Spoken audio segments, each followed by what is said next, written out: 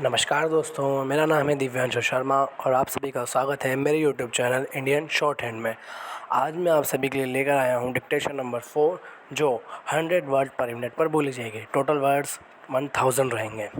Dictation start होगी 5 seconds में। Start. कमाने से पहले खर्च करना सीखिए। हो सकता है यह बात लोगों को अटपटी लगे कि कमाने से पहले खर्च करने का ढंग कैसे सीखा जा सकता है, पर यह आवश्यक है कि कमाने से पहले खर्च करने का ढंग सीखना चाहिए, क्योंकि यदि खर्च करने का ढंग ठीक से नहीं मालूम हुआ तो कमाया हुआ पैसा आदमी की आवश्यकताओं की पूर्ति किए बिना ही खर्च हो जाता है और आदमी हमेशा दिवालिया बना रहता है। पैरा। सच कहा जाए तो पैसा खर्च करने का ढंग एक कला है और यह कला सबको नहीं मालूम रहती। जिसने यह कला सीख ली तो वह कम पैसे में भी अपना काम आसानी से चला सकता है। वह अपना जीवन सार भी ठीक रखता है। इसके विपरीत जिस व्यक्ति को यह कला नहीं आती वह अधिक पैसा कमाकर भी कर्जदार बना रहता है और दूसरों से भीख मंगों की तरह पैसा उधार मांगता हुआ नजर आता है। पैरा।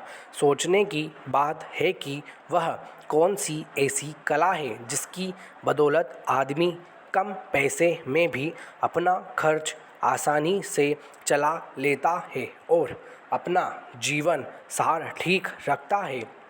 इस प्रश्न का उत्तर कुछ थोड़ी बातों को लेकर दिया जा सकता है और वह यह कि मनुष्य को सर्वप्रथम मितव्ययी होना अनिवार्य है। पैरा। मितव्ययी का अर्थ बहुत लोग कंजूस से लगाते हैं, पर यह बहुत भारी भूल है। कंजूस और मितव्ययी में ज़मीन और आसमान का अंतर है।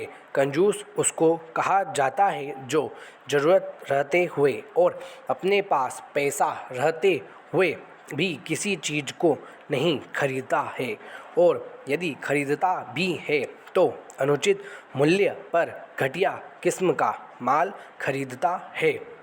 लेकिन मितव्ययी व्यक्ति किसी भी चीज़ को जिसकी उसे आवश्यकता रहती है अवश्य खरीदता है और उसके खरीदने का ढंग ऐसा होता है कि वह जिस किस्म की वस्तु खरीदता है उसका उचित मूल्य देता है। पैरा। जो चीज़ ज़्यादा उपयोग में आने वाली है उनका ज़्यादा उत्पादन नहीं बढ़ पाता है। इसका परिणाम यह होता है कि बेकारी बहुत हद तक कायम रह जाती है और लोगों के रहन सहन का स्तर नीचा रह जाता है। इसलिए मैं चाहता हूँ कि सरकार ने जैसा इरादा पूरा किया है उस इरादे को पूरा करना चाहिए। अगर सरकार गांव-गांव तक सड़कें पहुंचा दे और घर घर में बिजली पहुंचा दे तो वास्तव में देश के अंदर बहुत बड़ी क्रांति हो जाएगी। इससे हमारे ग्रामीण भाइयों का रहन सहन भी कुछ ऊंचा हो जाएगा और सारे देश की उन्नति होगी। पैरा। देश के लोगों ने पिछले 2 आम चुनावों में हमारे प्रधानमंत्री में जो विश्वास प्रकट किया है वह इसी भावना से प्रकट किया है कि प्रधानमंत्री ने जो कुछ वायदा किया उसको क्रियान्वित करने के लिए उन्होंने पूरी तरह से जोर लगाया। अगर बाढ़ व सूखे की समस्या हमारे सामने न आती तो पिछले चुनावों के बाद उन्होंने जो वायदा किया था वह सब पूरा होता। लेकिन इन कठिनाइयों को जनता समझती है। वह जानती है कि सरकार के सामने क्या क्या कठिनाइयाँ आती हैं और सरकार ने किस तरह से उनको बर्दाश्त किया है। इसके बावजूद जो भी विकास की योजनाएं चालू की गई थीं उनको रोकने नहीं दिया गया, इसमें कोई मद गति नहीं आने दी गई, वे बराबर चालू रखी गई हैं। इसी से जनता की निगाह बराबर इसी तरफ लगी हुई है और यह विश्वास किया जाता है कि प्रधानमंत्री के नेतृत्व में देश इतनी तेज़ी से आगे बढ़ेगा जिसकी कोई कल्पना नहीं कर सकता। शिक्षा पद्धति के बारे में भी कुछ कहना चाहता हूँ। चारों तरफ से इस मामले की आलोचना हो रही है। एक तरफ स्कूल कॉलेजों से पढ़कर निकलने वालों की संख्या तेज़ी से बढ़ रही है, दूसरी तरफ उन्हें कोई काम नहीं मिल रहा है। प्रिय महाशय, अत्यंत प्रसन्नता के साथ हम आपको सूचित कर रहे हैं कि हमारे पूर्णिमा प्रकाशन ने महिलाओं की एक मासिक पत्रिका मनुहार का प्रकाशन प्रारंभ किया है। पैरा, इस मासिक पत्रिका में महिलाओं से संबंधित लेख, कहानियाँ तथा साहित्यिक कविताएँ आदि के साथ साथ पाक कला से संबंधित सामग्री भी होगी। इसी के साथ हमने इस पत्रिका में कढ़ाई बुनाई के लिए अलग से पृष्ठ निर्धारित किए हैं, जिन्हें आकर्षक चित्रों के साथ साथ अनेक नमूने भी दिए जाएंगे। इस मासिक पत्रिका में हम मास से तीज त्योहारों की जानकारी तथा विभिन्न क्षेत्रों में इन त्योहारों को कैसे मनाया जाता है इसकी भी दिलचस्प जानकारी सचित्र देने का प्रयास कर रहे हैं।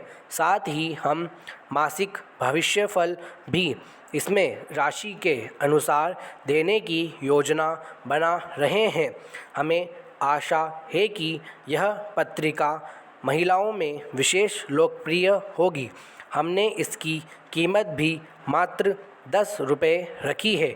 इस कीमत पर आपको हम 10% आकर्षक कमीशन भी दे रहे हैं। पैरा, हमारे देश कृषि प्रधान देश है, लेकिन खेती के बाद उद्योग का हमारे देश के आर्थिक जीवन में बड़ा प्रमुख और महत्वपूर्ण स्थान है। आज़ादी के बाद देश में बड़े बड़े और मौलिक उद्योग धंधे खड़े किए गए हैं, जिनकी बहुत आवश्यकता थी। उस दिशा में अच्छा प्रयास किया गया है और उसमें बड़ी सफलता भी मिली है। लेकिन जहां बड़े बड़े उद्योग धंधे खड़े हुए, वहां छोटे छोटे उद्योग धंधों की, खास तौर से उन उद्योग धंधों की जो देश में परंपरा से चले आ रहे थे, बड़ी उपेक्षा हुई। बहुत से उद्योग धंधे अपने पुराने ढंग से चले आ रहे हैं, उनमें कोई नया परिवर्तन नहीं लाया जा सकता है, उनका कोई विकास नहीं हो सकता है। देश की स्थिति को देखते हुए खास तौर से ग्रामीण क्षेत्रों में कौन से नए उद्योग धंधे किए जा सकते हैं, इस बारे में कोई खोज नहीं की गई है। खादी और ग्रामोद्योग कभी न स्थापित किया गया और उसने कुछ ग्रामीण उद्योग धंधों को लिया, लेकिन उसकी भी कुछ सीमाएं हैं। पैरा, बहुत से उद्योग धंधे ऐसे हैं जिनको प्रोत्साहन दिया जाना चाहिए था, लेकिन प्रोत्साहन देना तो दूर रहा, ऐसी नीति अपनाई गई कि उनके काम में बाधा पैदा हो गई और उनमें से बहुत से टूट गए। इसका परिणाम यह हुआ है कि एक तरफ तो हमने दिखाने के लिए बड़े बड़े कारखाने खड़े किए हैं, लेकिन दूसरी तरफ बेकारों की संख्या बढ़ती गई है।